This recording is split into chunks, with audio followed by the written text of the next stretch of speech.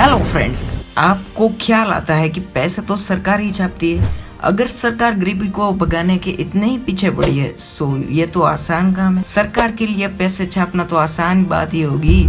वो तो मन चाहे जितना पैसा छापकर गरीबी को भगा सकती है। एम आई राइट? फिलहाल ये बात है 2007 से 8 के बीच की, जब लोगों ने सोचा भी नहीं था कि वो रातों रात अमीर होने वाले हैं। आप इमेजिन करो कि आप अपनी ऑफिस कार लेकर हर रोज जाते, जो गरीब आदमी आपको रास्ते पर बैठा मिलता था वो बड़ी बड़ी कार लेकर घूम रहा है और कागज की तरह पैसे हवा में उड़ रहे हैं। इतने सारे पैसे एक साथ छापना कंट्री के लिए अनलीगल हो सकती है, क्योंकि एक ऐसा भी रूल है जिसके अकॉर्डिंग अगर किसी कंट्री को पैसे छापने की जरूरत पड़ती है सो वो कंट्री पहले अपनी रिजर्व बैंक को उतने ही पैसे की प्रॉपर्टी गिरवी रखाएगी, बाद में ही वो नोट छाप सकते हैं। लेकिन ये रूल के अपोजिट होकर पैसे छापे गए हैं। हाँ, मैं बात कर रहा हूँ बोत्सवाना के करीब आए हुए एक कंट्री जिम्बाब्वे की। साल 1980 से लेकर 12 अप्रैल 2009 तक जिम्बाब्वे 4 मुद्राएं छापता था जो इलेक्ट्रॉनिक फॉर्म में थी। ये मुद्रा इलेक्ट्रॉनिक फॉर्म सोर्सेज से ही हैंडल किया जाता था, मतलब एक फोन से। जिम्बाब्वे ने जब नोट छापने की शुरुआत 1918 से की तब अमेरिकन डॉलर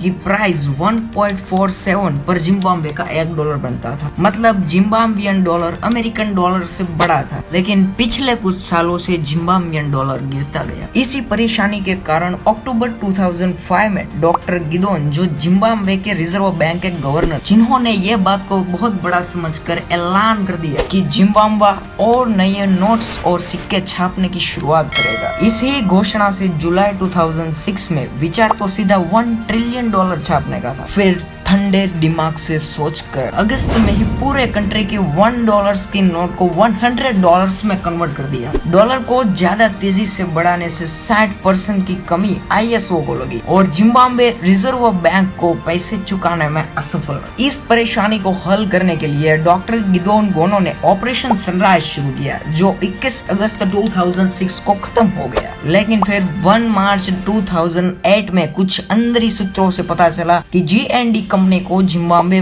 $117 ट्रिलियन छापने के $5 लाख मिल रहे थे। अगर आपको पता नहीं है कि G&D है क्या तो ये भी सुन लीजिए। G&D कंपनी रोडेशिया और उसके ही राज्य जिम्बाब्वे के साथ FIFA में व्यापार से हेल्प करती है। जिम्बाब्वे की सरकार को हाइपर इन्फ्लेशन के दौरान नोट्स, पासपोर्ट जैसी कई चीजों से सेफ्टी प्रोवाइड कर दी थी। लेकिन फिर जून 2008 में अमेरिका ने घोषणा की कि वह G&D कंपनी को कुछ भी नहीं कहेगी। लेकिन इनडायरेक्टली बोर्ड से रिजर्व बैंक को एक नोटिस मिली कि रिजर्व बैंक अब जिम्बाब्वे को नए नोट छापने के पेपर्स नहीं देगी। जवाब में कुछ ये आया कि जिम्बाब्वे भले ही मुद्रा छापे, भले जितनी ही छापे, लेकिन अमेरिकन डॉलर ही उसकी मेन करेंसी रहेगी। लेकिन जिम्बाब्वे कई सारी करेंसी की सीरीज लॉन्च कर चुका था। 6 महीने में डॉलर से $100 ट्रिलियन तक की नोट छाप दी गई। तब भी अमेरिकन करेंसी मेन करेंसी थी, इसलिए छापो, जितने भी पैसे छापने हैं छापो। लेकिन वह सिर्फ एक नोट पूरे कंट्री की 98% तक थी। फिर उनको 2009 में ये ख्याल आया कि इतनी बड़ी नोट क्यों छापना, ये गुम हो गई तो, इसलिए गवर्नमेंट ने ही 2009 में इस घटिया नोट को छापना बंद कर दिया। और क्या था, यहाँ पर होती है वीडियो समाप्त। और अगर आपको ऐसी ही तूफानी वीडियो देखनी है तो चैनल को सब्सक्राइब करो, लाइक या डिसलाइक करके जाना, जिससे हमको पता लगे आप